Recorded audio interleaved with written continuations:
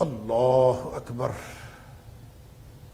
آپ کا جو سوال ہے اس نے مجھے مزید فکر مند کر دیا ہے. جو فکر اس کے اندر سوال کے اندر موجود ہے اس سے زیادہ فکر مند کر دیا. سوال یہ ہے کہ امام قرطبی کا ذکر خاص طور پہ تفسیر قرطبی سے استفادہ ہم سب کرتے ہیں.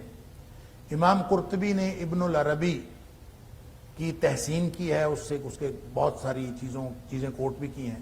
ابن عربی جو ہیں وہ ایک ایسی شخصیت ہیں جس کے بارے میں لوگوں نے کفر کے فتوے بھی لگائے ہوئے ہیں, کیونکہ نظریہ وحدت الوجود خاص طور پہ جس کے اوپر بڑی تنقید ہوئی اور اقبال نے بھی اس کے اوپر بہت بات کی. تو اصل میں میری اس آپ کے سوال یہ ہے کہ پھر امام قرطبی سے لوگ کیوں استفادہ کرتے ہیں اور کیوں ان کو اتنا بڑا امام سمجھتے ہیں, جبکہ انہوں نے تحسین کی ہے بہت ساری ابن عربی کی فکر کی.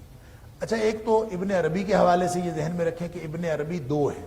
ایک کو ابن العربی کہا جاتا ہے, دوسرے کو عام طور پہ ابن عربی کہا جاتا ہے, لیکن دونوں کو ابن العربی بھی کہا جاتا ہے. ایک ابن العربی ہیں جو بہت بڑے مفسر تھے, اور ایک ابن العربی ہیں جو صوفی تھے, اور ابن العرب ان کی کتاب ہے فصوص الحکم. تو جو نظریہ وحدت الوجود کی بات ہے وہ بات ہے ابن العربی فصوص الحکم والے کی. اب ایک تو رہنا چاہیے. دوسری بات یہ ہے کہ جو فصوص الحکم لکھنے والے ابن العربی ہیں وہ بھی جو تصوف کی بات کرنے والے, جو نظریہ وحدت الوجود رکھنے والے ہیں, ان کے بارے میں بھی یہ کہنا کہ ان کی ساری فکر غلط ہے یہ درست نہیں ہے. یعنی ایک بندے کا کوئی ایک نظریہ غلط ہو سکتا ہے. دور حاضر کے ایک بہت بڑے مفسر, میں ان کا نام نہیں لیتا تاکہ لوگوں کی فکر ان کے بارے میں آلودہ نہ ہو اور تصور آلودہ نہ ہو, ہمارے دور حاضر کے ایک بہت بڑے مفسر جس سے ہم سب استفادہ کرتے ہیں اور ہم نے کیا ہے, وہ بھی نظریہ وحدت الوجود کے قائل ہیں. اور میرے پاس ثبوت اس بات کے موجود ہے کہ وہ نظریہ وحدت الوجود کے قائل تھے اور انہیں ایسے خیالات کا اظہار کیا ہے جو نظریہ وحدت الوجود کے ہیں. تو کیا اس وجہ سے ہم ان کے اوپر کفر کا فتویٰ لگا دیں گے؟ یہ بات درست نہیں ہے. کسی کا ایک نظریہ کس وجہ سے ہے وہ کسی بھی وجہ سے ہو سکتا ہے اس کے پاس دلیل نہ پہنچی ہو یا دلیل اس کو اٹریکٹ نہ کی ہو سکتا ہے کہ وہ چیز, ایک شخص ایک فکر رکھتا ہے, اس کی فکر کا آپ علمی طور پر جائزہ لے سکتے ہیں, اس کو علمی طور پر صحیح یا غلط کہہ سکتے ہیں, لیکن آپ اس کی وجہ سے اس کے اوپر کفر کا فتویٰ لگا دیں, یہ بالکل درست بات نہ ہی. یہ بات درست ہے کہ ان کی چونکہ فکر کا ایک نقطہ غلط ہے لہذا باقی جو 90-99% ان کی فکر ہے وہ بھی غلط ہے, یہ بھی بات درست نہیں. لہذا بات ابن العربی کی ہو رہی ہو یا ابن عربی کی ہو رہی ہو یا امام قرطبی کی ہو رہی ہو یا آج کے دور کے کسی مفسر کی ہو رہی ہو, فتویٰ لگانا ہمارا کام نہیں ہے. نہ اس فتوے کی وجہ سے اس پوری شخصیت کو ریجیکٹ کر دینا یا سلیکٹ کر لینا یہ ہمارے ذمے ہے. اس لیے کہ کامل شخصیت جس کی ساری فکر ٹھیک ہو, جس کے 100% نظریات درست ہوں, جس کا ہر عمل ٹھیک ہو, وہ سوائے نبی اکرم صلی اللہ علیہ وسلم کے اور کوئی نہیں. کہ اس کی فکر کے اندر آپ کو کہیں جھولی نظر نہ آئے, آپ کو کوئی غلطی نظر نہ آئے. اس لیے میں بہت معذرت کے ساتھ میں آپ سے یہ درخواست کرتا ہوں کہ اس طرح کی فکر مندی چھوڑ دیں کہ فلاں آدمی کی فکر میں فلاں غلطی ہے. جو غلطی ہے وہ غلط ہے. ایک شخص کے اندر 99 باتیں غلط ہوں, ایک صحیح ہو تو وہ بھی قابل تقلید بھی ہے جو صحیح ہے, اور وہ کوٹیبل بھی ہے, اس کو کہیں کوٹ بھی کیا جا سکتا ہے, اس کا تذکرہ بھی کیا جا سکتا ہے, اس کو مینشن بھی کیا جا سکتا ہے, اس کا حوالہ بھی دیا جا سکتا ہے اگر وہ صحیح ہے. اور صحیح اور غلط کا معیار کیا ہے؟ وہ کسی کا فتویٰ نہیں ہے, وہ صرف ایک ہی ہے. ابھی تو بات ہوئی, معیار مدینے والے کا فتویٰ, معیار نبی اکرم صلی اللہ علیہ وسلم کا فتویٰ. اس کے مطابق کسی کی فکر صحیح ہو تو وہ ہمارے لیے ہمارے سر کا تاج ہے, اگر کسی کی فکر غلط ہو تو ہمارا اس کے ساتھ کوئی تعلق نہیں. سادہ سی بات. لہذا کسی کی ایک ہی شخص کی فکر میں بہت ساری باتیں غلط ہو سکتی ہیں. کفر کا فتویٰ لگانا نہ ہمارا کام ہے, نہ کسی کے کفر کے فتوے کی وجہ سے اس کی فکر کو پوری طور پر کلی طور پر ریجیکٹ کر دینا یا اس کو سلیکٹ کر لینا, یہ ہمارا کام ہے. اس میں جو بات درست ہے وہ لے لیں, جو بات درست نہیں ہے. تاکہ میں کہتا ہوں ائمہ کرام, یہ جو فقہائے اعظام ہیں, انہوں نے کتنے خدمت سر انجام دی ہے دین کی. تو کیا ایک فقیہ کی ساری باتیں ٹھیک ہیں؟ نہیں ٹھیک، ان سے بھی غلطیاں ہوئی ہیں، وہ بھی انسان تھے۔ لہذا اگر کوئی شخص کسی ایک امام کو دین کا معیار مانتا ہے، یہ ماننے والے کی غلطی ہے، یہ امام کی غلطی نہیں ہے۔ ماننے والے کی غلطی ہے کہ واحد شخصیت جو دین کا معیار ہو سکتی ہے وہ صرف نبی اکرم صلی اللہ علیہ وسلم کی ذات۔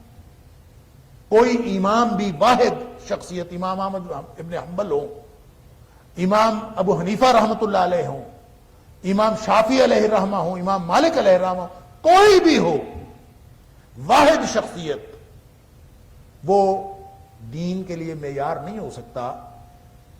وہ جو واحد شخصیت دین کے لیے معیار ہو سکتی ہے وہ صرف نبی اکرم صلی اللہ علیہ وسلم کی ذات۔ اگر آپ اس بات کو مد نظر رکھ کے شخصیات کو دیکھیں گے تو شخصیات کے ساتھ اختلاف کے باوجود ان سے علمی استفادے میں کوئی حرج نہیں ہے۔ آپ جب ان سے علمی استفادہ کریں گے تو کوئی حرج نہیں۔ لہذا علمی طور پر بہت ساری چیزیں اس طرح سے چلتی ہیں، آپ کسی سے علمی استفادہ کرتے ہیں، کسی سے آپ نہیں کرتے۔ اور پرکھتے کہاں ہیں؟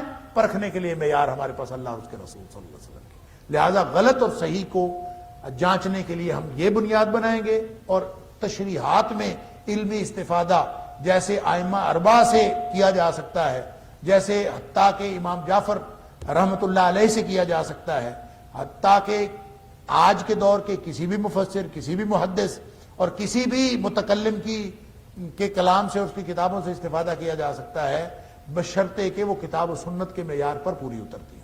اور اگر ہم آج بیٹھ کے لوگوں کے اوپر فتویٰ لگانا شروع کر دیں، بڑی جرت ہے، بڑی دلیری ہے۔ میں تو حیران ہوتا ہوں کہ آج کل کے جو جدید مفتی، جدید مفکرین اٹھے ہیں ایسے نئے نئے، اور کہ وہ تان کرنا شروع کرتے ہیں تو صرف بزرگوں پر ہی نہیں کرتے، صحابہ کرام بھی ان کی تان سے اور ان کی زبان سے نہیں بچے ہوئے، تو پھر اس کے اندر تو کوئی حد بندی ہو نہیں سکتی۔ جب آپ لوگوں کو غلط کہنا شروع کریں گے تو کرتے چلے جائیں؟ نہیں۔ اصول اللہ کا قرآن ہے، نبی کریم صلی اللہ علیہ وسلم، اس اصول کے تحت کوئی غلط قرار پا رہا ہو، کوئی صحیح قرار پا رہا ہو، ہمیں اس سے کوئی غرض نہیں۔ میں ایک دفعہ کلاس میں کوئی بات کر رہا تھا تو ایسے ہی میں نے کوئی اصول ذکر کیا، میں نے کہا یہ بات ایسے ہے، اللہ کے رسول صلی اللہ علیہ وسلم نے یہ فرمایا، اس طرح۔ ایک اسٹوڈنٹ اٹھا، اس نے کہا جی آپ یہ جو بات کر رہے ہیں، اگر یہ بات ایسے ہے جیسے آپ نے کہی ہے تو پھر فلاں بزرگ جو بر صغیر کا گزرا ہے، پھر اس نے تو غلط کہا ہے۔ اگر یہ بات اس طرح ہے تو فلاں آدمی نے تو پھر غلط کہا۔ یہ سوال کیا کسی؟ اس میں اس امام کی یا اس بزرگ کی تردید ہوتی ہے، اس نے یہ کہا۔ میں نے کہا میں نہ اس کی تردید کرتا ہوں، نہ میں اس کی تصدیق کرتا ہوں۔ میں جو بات کر رہا ہوں اس کی بنیاد، اس کا تعلق اصول کے ساتھ ہے۔ یہ اصول ہیں، اس اصول سے کسی شخصیت کی تردید ہو رہی ہے تو ہمیں کوئی غرض نہیں، کسی کی تصدیق ہو رہی ہے تو ہمیں کوئی غرض نہیں۔ لہذا بہت ساری شخصیات جو ہیں وہ اگر مجروح ہو جاتی ہیں اللہ کا قرآن سنانے سے اور نبی اکرم صلی اللہ علیہ وسلم کا فرمان سنانے سے، اگر وہ مجروح ہو جاتی ہیں تو ہوں، ہم نے پتہ نہیں کیا دماغ میں بنایا ہوا ہے۔ میرے پاس لوگ آئے، وہ کہتے ہیں کہ جی نعوذ باللہ من ذالک ثم نعوذ باللہ من ذالک، نقل کفر نہ باشد۔ وہ کہتے ہیں قرآن کی وہ آیات جس میں نبی اکرم صلی اللہ علیہ وسلم کی تنقیص کی گئی ہے، اس کا ترجمہ اس طرح سے نہیں کرنا چاہیے۔ مجھے سمجھانے کے لیے آئے، تو میں نے کہا بندے کے پترو، اللہ کا قرآن ہے جو نبی اکرم صلی اللہ علیہ وسلم کی شان بیان کرتا ہے، کیا وہ اللہ کا قرآن نبی اکرم صلی اللہ علیہ وسلم کی تنقیص کرے گا؟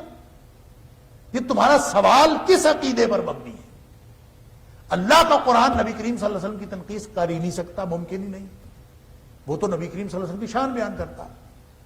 لہذا اگر کسی کی تنقیص ہو رہی ہو، ہر شخص کی تنقیص ہو سکتی ہے، ہر شخص کی غلطی قرآن و سنت سے واضح ہو سکتی ہے، اور فلالیس غلطیوں سے معاورہ وہ ایک ہی ہستی ہے، اور وہ کون ہے؟ وہ نبی اکرم صلی اللہ علیہ وسلم۔ اس لیے ان کو، نبی اکرم صلی اللہ علیہ وسلم کو سامنے رکھتے ہوئے آپ اصول دیکھتے چلے جائیں، اور شخصیات کی تردید ہو رہی ہو تو کوئی حرج نہیں۔ ہو سکتا ہے کہ بہت ساری باتیں میری ایسی ہوں کہ جو آپ کو کتاب و سنت کے مطابق نظر نہ آئیں، آپ کو یہ لگے کہ حماد نے جو بات کی تھی وہ غلط ہے، اگر اللہ کے قرآن اور نبی اکرم صلی اللہ علیہ وسلم کے فرمان کے مطابق میری کوئی بات غلط قرار پائے تو میری بات چھوڑ دینے کے قابل ہے، میری بات قابل تردید ہے، اللہ اور اس کے رسول صلی اللہ علیہ وسلم کی بات جو ہے اسی اصول کو ماننا ہے، علی ھذا القیاس۔ لہذا شخصیتیں ہمارا موضوع نہیں ہونی چاہیے، میں اصل میں یہ کہہ رہا ہوں، شخصیتیں موضوع نہیں ہونی چاہیے، ہمارا موضوع وہ علم ہونا چاہیے جس علم کو ہم ڈسکس کر رہے ہوتے ہیں۔ اگر ہم وہ کریں گے تو پھر انشاءاللہ ان کفر کے فتووں کی بھی ضرورت نہیں رہے گی، اور نہ ہی ہم کسی شخصیت کے ٹوٹلی خلاف ہوں گے اور نہ ہی ہم کسی کے حق میں ہوں گے۔ جو چیز اچھی ہے وہ اچھی ہے، سارے فقہا سے استفادہ کریں، سارے اہل علم سے استفادہ کریں، لیکن صحیح اور غلط کا معیار نبی اکرم صلی اللہ علیہ وسلم کا کہ فرامین کو رکھیں، تو پھر میرا خیال ہے معاملات حل ہو جائیں گے۔ اللہ تعالیٰ ہمیں سمجھ بھی عطا فرمائے اور اللہ تعالیٰ